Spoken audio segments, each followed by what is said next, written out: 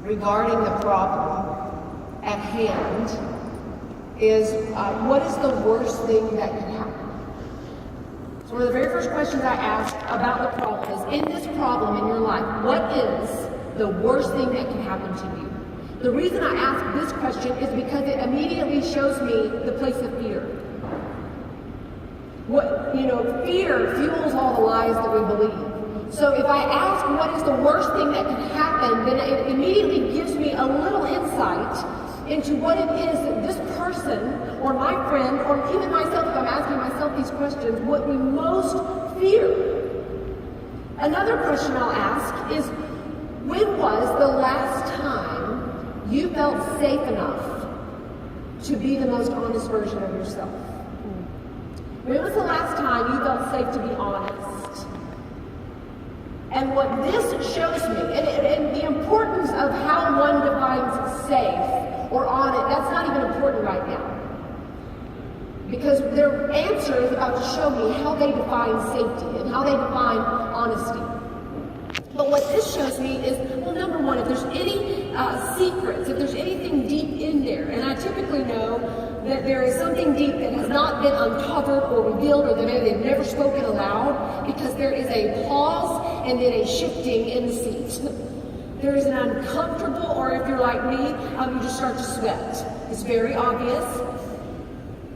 There's just hives breaking out on my neck, and I'm starting to sweat because I've never revealed that. I've never said that out loud, I don't think. And then the safety part is connected to any shame that we feel.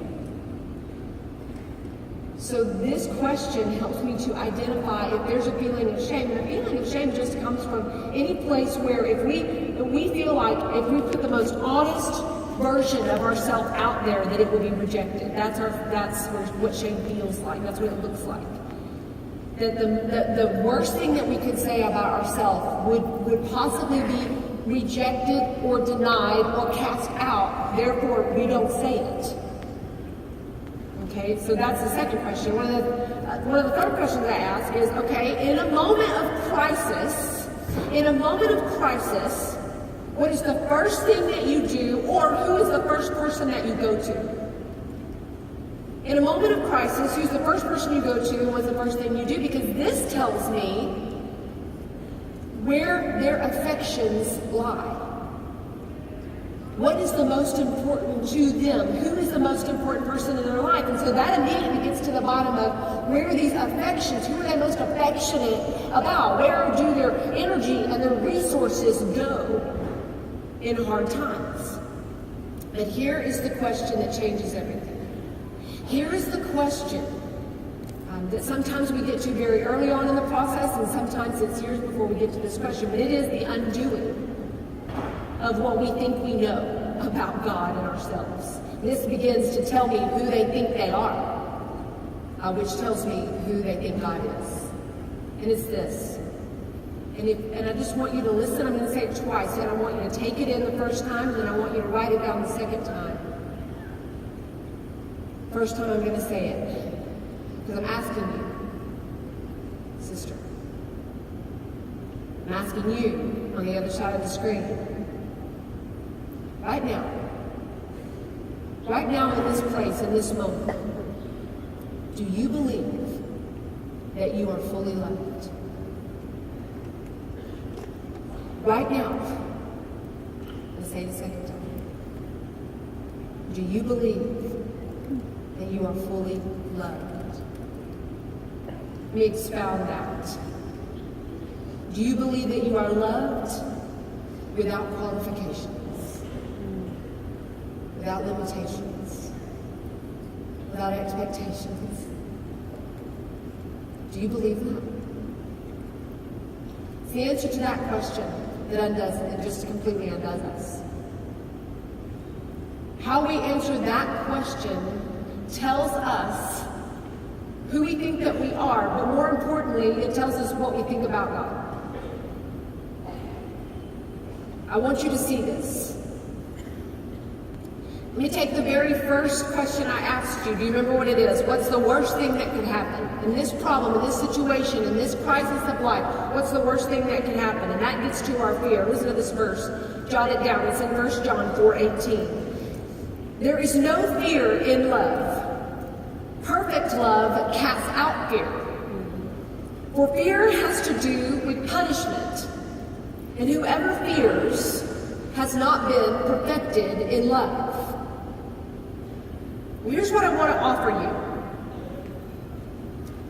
You see, if we do not believe that even in the worst case scenario, let's say that the worst case scenario happens. Let's say that the worst thing that you can think about in your life right now with this problem, the thing that's in front of you, let's say that actually happens. And if at the bottom of your gut and heart you don't believe that God can even purpose that God can even use that, the worst thing,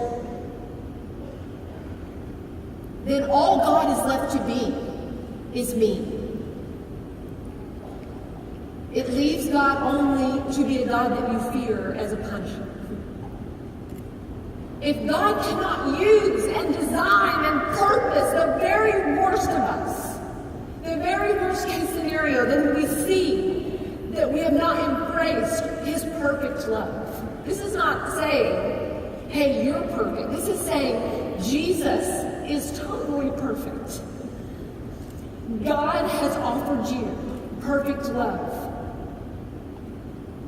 And if you are still living in the spirit of fear because of your worst case scenario that you're running in your head, then God is only left to be a punisher. Let me read that again. There is no fear in love. Perfect love casts out fear, for fear has to do with punishment. And I'm not talking about the fear of God, like the awe-inspiring, humble, glory of God. You know the fear that I'm talking about. You know the fear that is holding you back from what? Fully embracing His love. Believing that His love is unqualified. That is the fear I'm talking about. So I want you to really dig into that. It's so good. It's so hard because can you imagine? Can you imagine if my life, and some of you know my story and know that it's been 12 years now. I was in an adulterous relationship as a Christian. The lowest moment of my life, where the full weight of all that I was capable of as a sinner came to the surface. And all of the wounds and all of the hurt and all the rejection and all the lies that I believed over the course of my life was uprooted for me to look at and decide, are you going to look at these? Are you going to really believe who God says you are? Are you going to continue to circle and cycle into these patterns of harm that are producing certainly no life, but producing pain and doubt and fear and shame? Now, can you imagine this girl 12 years later? Because right on the end of that season of my life, where that secret, the worst part of me, the worst case scenario, is what happened. It comes to me, and it's here for all the world to see. Right on the tail end of that, as Justin and I and our family, we were regrouping, and God was restoring and rebuilding in so many ways, I get the phone call that I've got cancer. Now, let me bring this home. Can you imagine how I would have responded to cancer if my view of God's love was that He was punishing me or being mean to me? If I had never believed that the worst case scenario could be used by Him, then when you get a call like, you got 5 years to live, well, that seems mean. That seems like maybe God is punishing me for all of the pain that I caused other people for so many years. I observed this. diagnosis. And what the crazy thing is, I even had people email me and say that.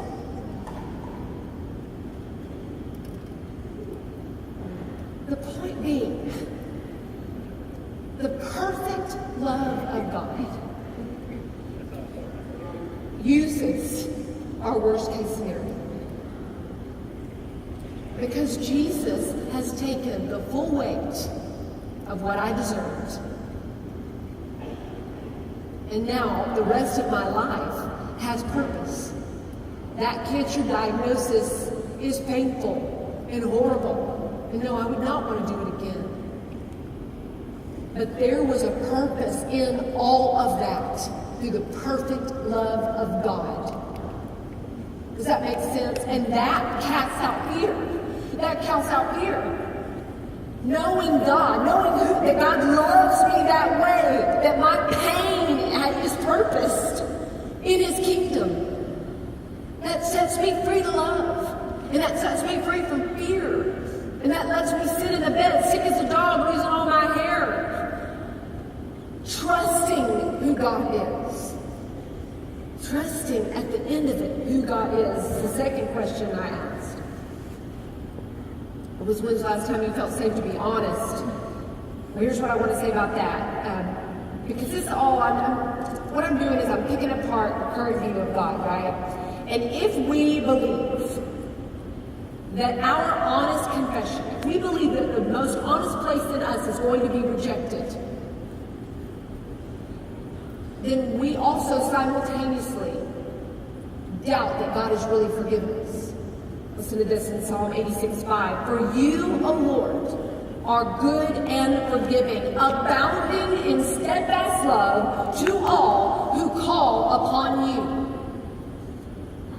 I want you to look at the places wherever those secrets rest, wherever that overwhelming sense of shame begins to surface and uproot. If you said to someone, I am super depressed, I am super worried, life is really hard right now, or, heaven forbid as women we ever say this, I need help. I need help. I need friends in my life right now. I need someone to see me. I just need to cry. I don't need you to say a Bible verse to me. I just need to cry.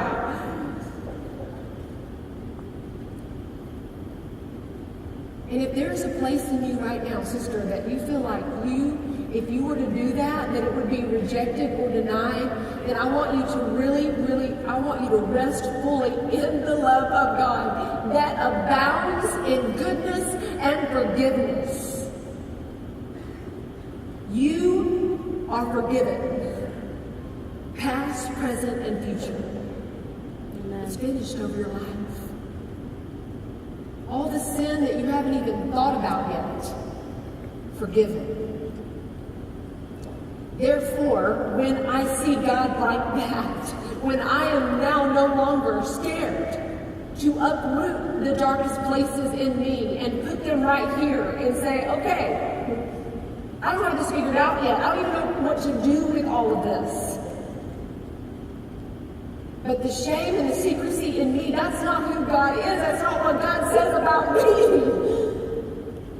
Because that's not who He is. He has forgiven me totally, finally, fully. And if we believe that our most honest confession is going to be rejected, then we may disbelieve that God is really forgiven, and we need to look at that in our place. Where we are, with our people, at the end of it, at the end of our motive and heart. I assure you that in my own life, if I believed that God was still waiting to forgive me, or that I was going to mess up so royally that He was just going to cancel out and veto His love, I certainly wouldn't be standing here.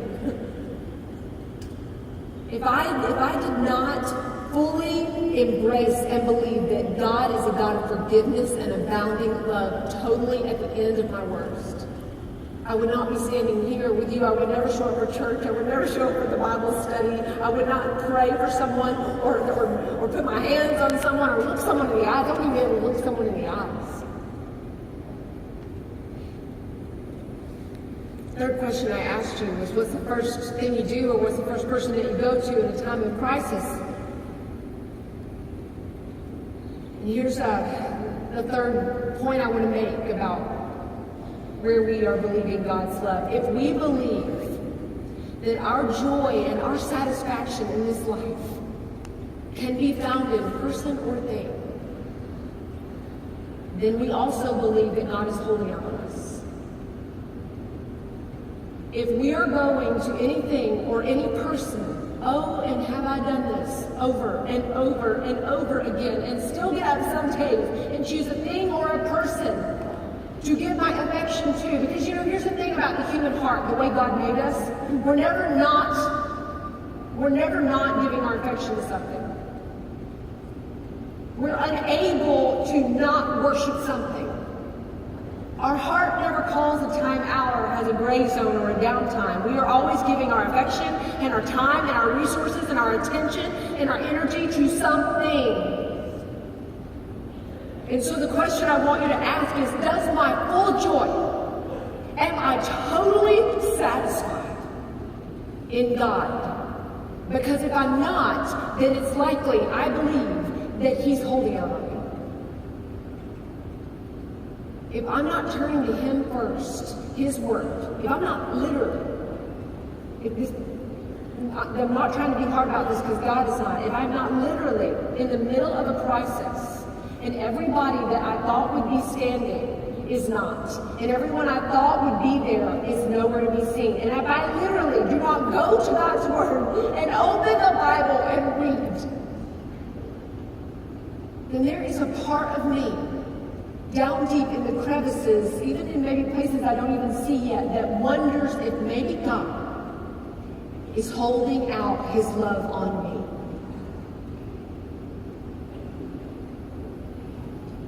Can you imagine? I'm going to read Psalm 63 before I say that. Psalm 63, because your steadfast love is better than life, my lips will praise you.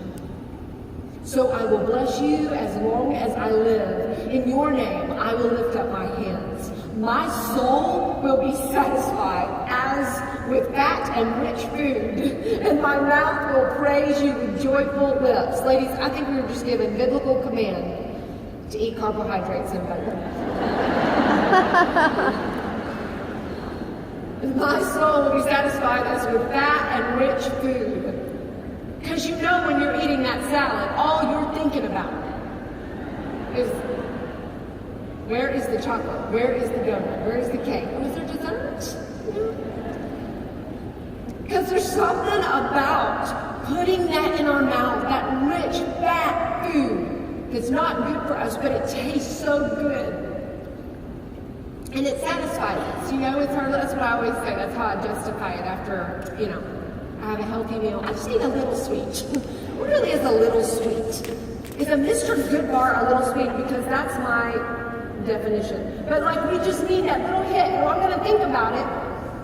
I can eat at 5 p.m., but I'm still going to be thinking about my little sweet at 10 p.m., and I'm going to have that before I go to bed. There is something rich about that satisfies me. I have that Hershey Kiss, Mr. Goodbar, and I then can go to bed. And I feel satisfied, and I feel full. And so I love that that's the example. Can you imagine if we were finding the satisfaction of our needs and desires in other people? Let's just be real. How is that working out?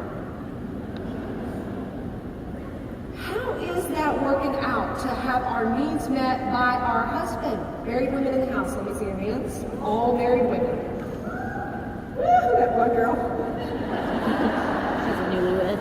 She's been married 6 months.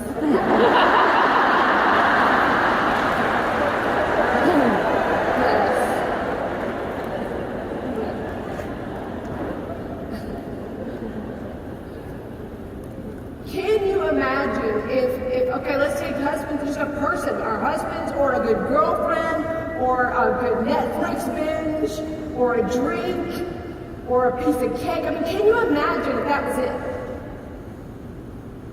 Can you imagine if that's all we had to be satisfied by? And you and I all can agree, I don't care where we are on the spectrum of age and circumstance and situation, I think we can all agree that runs out. That human love is limited. We need a love that's limitless. We get on people's nerves at some point, right? We're thinking about that other person that we see coming down the aisle at the grocery store, and we go, ooh. And we're in the grocery side, but suddenly we need like a lamp, and so we're on the other side. But we're that somebody with somebody else. I mean, somebody's love is limited in our life. We just get on somebody's nerves. Somebody. We need something so much greater, a love that satisfies us deeply, that we need nothing from others in return. Wow. Now, you want to talk about a love that defines us as Christian women. Can you imagine? Because here's the deal. If we believe that God's love qualifies, if we believe that his love is limited or has expectations, or if we believe that his love is one that reacts, that he's a reactive being like we are, we react to things. We react to what somebody says or does or doesn't do. We have a reaction. Can you imagine if that was the God that loved us? Listen, here's what I want to say to you in the utmost tenderness, because I have just prayed on my face for you. If you currently believe that God's love is qualified, that he needs something from you in order to love you, then I find that we are living in one of two spectrums. Either you have never fully entered a relationship with Jesus Christ, if that is still your perception of God, or you are a believer in Jesus Christ and have yet to really be free in him. There's a difference. I can believe in Jesus and not completely be free in his love. And how I know that I'm getting it is that slowly, over the course of my life, and no, do we arrive? Nope. Are we fully healed this side of glory? Nope. Will we ever fully get it? No, because we're just looking into a mirror dimly right now. But there is maturity. There is faithfulness that grows and shapes us. And we, just like in a counseling practice, what am I looking at with a client? I'm not looking at that person to be fixed, and heaven knows I can't fix her. I certainly don't have the answer to the problem. I just stay long enough for her to see it a different way. And so, but what we are looking for is not a fix in our life. We are looking for a love that is who we are. And that changes us. And so when a person is sitting across from me, whatever that behavior is, let's just say they struggle with alcoholism, I'm not looking for them to never drink again for the next, foreseeable future. I'm looking for them to not drink the next day, or in 2 weeks from now, or in 2 months from now. And those are wins. Those are wins all along the way, because of that behavior that's producing death and not life. It's sparsing out. It's because longer periods of time between that behavior that's choosing death over life. And that's all we're looking for too in our Christian walk, in our journey, in our faith, maturity. That we are choosing life more often. That we are believing who God is more often. That he is shaping us, and how you know you're getting it is when you start to love like that. That's it. It's not that you have some huge enlightenment or biblical knowledge suddenly, or you're a scholar, or you have a certain position on Facebook, or so many followers. No. It's that you're, over the course of your life, you are beginning to love like God. That the very nature and character of who God is, the way that he loves us, that is beginning to uproot and give birth. And more often, we are choosing that way to love. We are loving people without qualifications. We are loving people without limitations. We don't need anything from them. We're just showing up because that's what he did for us.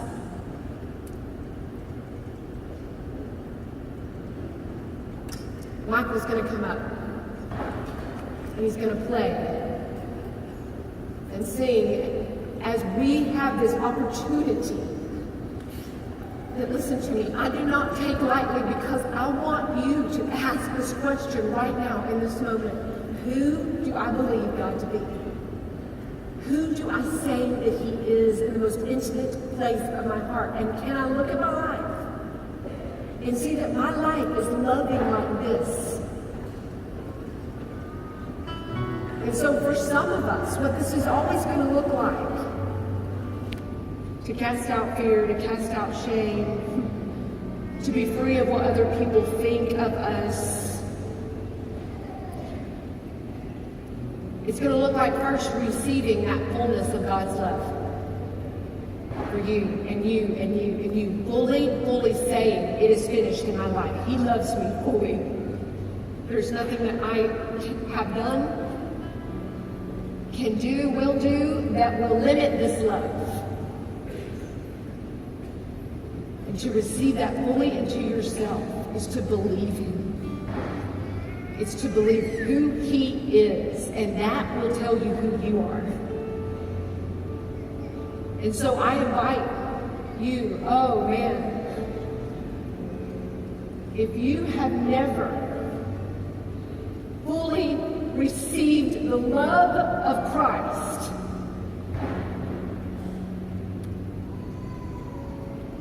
it's for you. There's no magic prayer or system or thing that you need to do. We're not going to raise hands. I'm not going to ask you to do anything that defeats the purpose of everything I just said. Because God is personal to you. He is intimate in your life, right now. He sees you. When no one else sees you, he sees you. He knows you. He feels your pain. He knows your hurt. And he calls you loved. And if there's never been a time in your life that you have fully said to him, I believe you, then may the Spirit do a work. And you know, God is just, it's very unlikely that he will be pure not to do a work. He wants to show you who he is. He is saying to you right now in your heart, I know what they say, but what do you say? And I invite you to say it. Say it to him if you want, to the privacy of your heart. Or say it to the women that are going to fill this platform in just a moment as they come up. They're right here, these really cute pink aprons. Say it to them. Say it to them. Let them pray over you. Tell them that, hey, this is the first time in my life that I am coming to terms with the fact that I am fully loved by God. Period. We want to know. And then for many of us, we've had that moment, but life has rerouted its course. And things that we never thought would happen are happening. And situations we never fathomed are now reality. And so I just invite you, Christian, sister, to take this time to be with God and to believe him again. Some days I get up and I just have to believe him all over again. I just have to believe that love that's fully, look at this, this is who you are. Can I just say who you are? Who he says that we are. 1 John 4, and this love, not that we have loved God, but he loved us. He sent his son to be the payment for our sins. Amen. Woo! So beloved, if God has loved us, let's love one another. So some of us right now, we are holding a qualification on somebody else. We're not letting someone in to the full access and resources of our love. We just need to forgive. We just need to forgive and let go without anything on their part, without any apology, without any acknowledgement. And so I invite you, Christian, to take this time to give love. To fully give love all of its resources situations without debt, without qualification, that we take the full benefit and we give it to someone else. And so if there is someone in this room, in the sound of my voice, that just needs that moment to say, today I work it. Today I do the work.